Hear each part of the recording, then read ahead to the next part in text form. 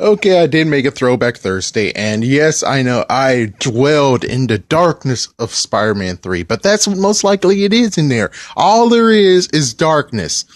But I'll use this video to say what the good things, the good qualities they had in the movie that was pretty darn good, which makes me say, oh, at least they did have some of that, even though the movie as a whole still is unwatchable and I wish to not even remember it exists.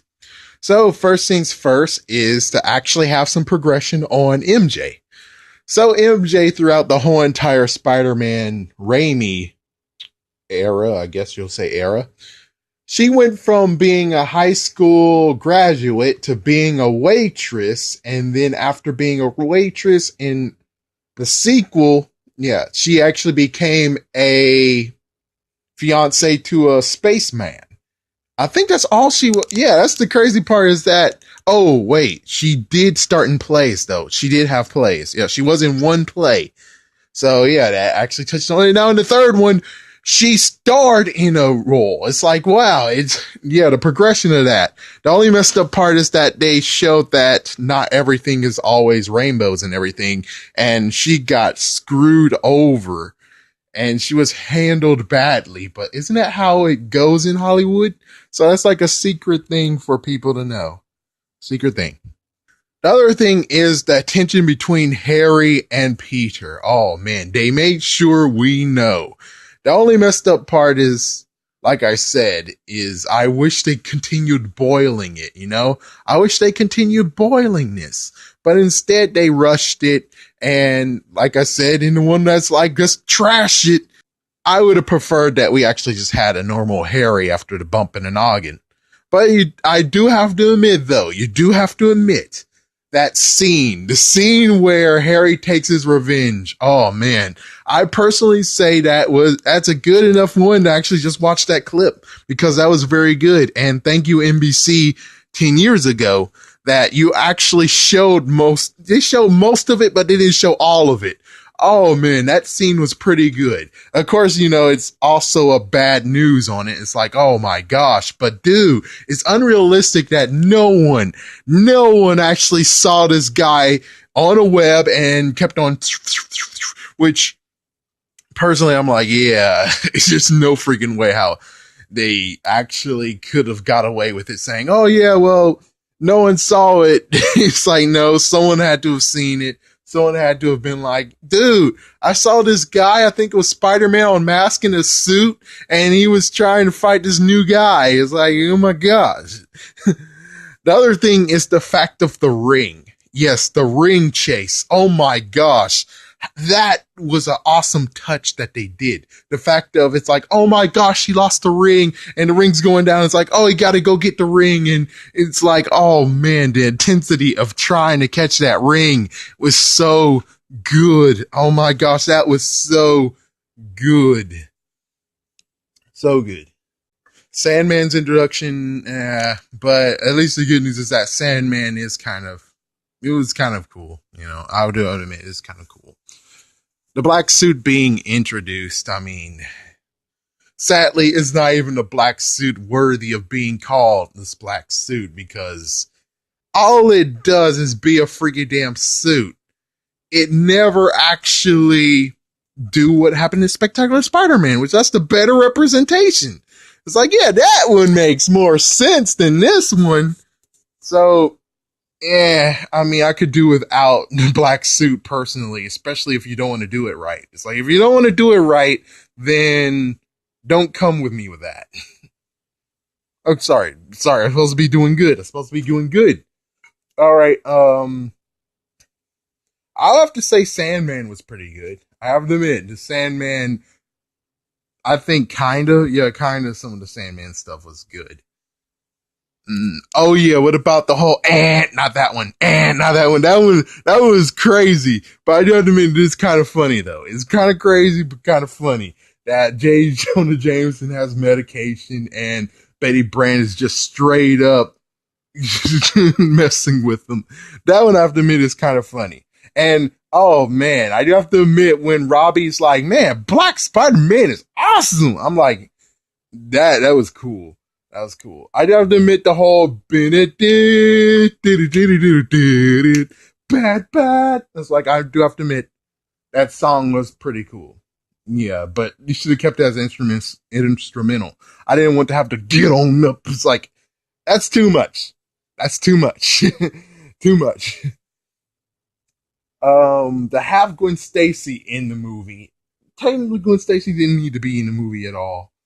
I mean, yes, it's a nice little touch, and yes, I guess we did get a nice little tease of who would have played as Gwen Stacy if they continued on, which, wow, talk about dark reasoning to have her, even though, I don't know, I have to just take this guy's word for it. The fact of Kirsten Dunst wasn't really signed on to Spider-Man 4, so they kind of had to get a girl just in case, which I'm like, what? Oh, what? I don't understand that one. I do have to admit when Harry Osborn got injured, but he healed himself and he got reflexes, that was pretty awesome. You know, that was pretty cool. It was pretty cool with the whole them being friends again. It's like, that was awesome. I like that. I like that part. The only messed up part I didn't like is the fact of where his face didn't recover, which I'm like, you bastards! It recovered last time. Why didn't it recover this time? What the fuck, man? What's the difference?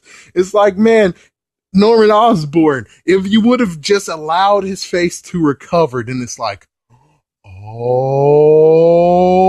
because if his face recovered, that means that Norman Osborn is alive. The glider didn't kill him. He's able to actually recover. Yeah, fast healing factor, which means, oh, fuck. He's still alive and he's out there. Who's buried in there? And that would make an awesome freaking movie. And yet, you guys, I mean, I don't know. I have nothing to say on that one. It's supposed to do the good. It's supposed to be doing the good. It's supposed to be doing the good. Let's see. His suit is, of course, yeah, Spider-Man's suit is great. Gotta admit, Spider-Man's suit is great.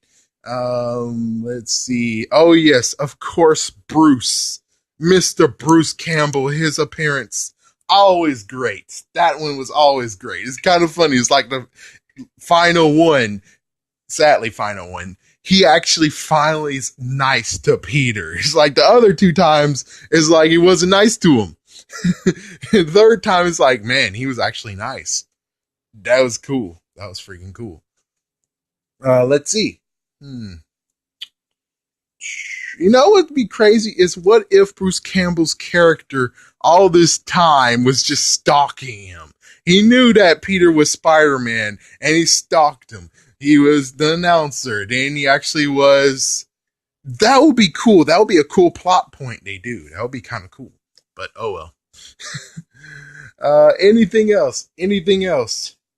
It's kind of sad that Chris Tucker was signed on to be the cab driver. Yeah, cab driver, and then Eddie Brock's like, I need this car. It would have been cool to have him in the movie. I thought it was going to be funny as frick, but they didn't cast him. Yeah, they didn't cast him, and they just picked someone else. I'm like, man, that's stupid.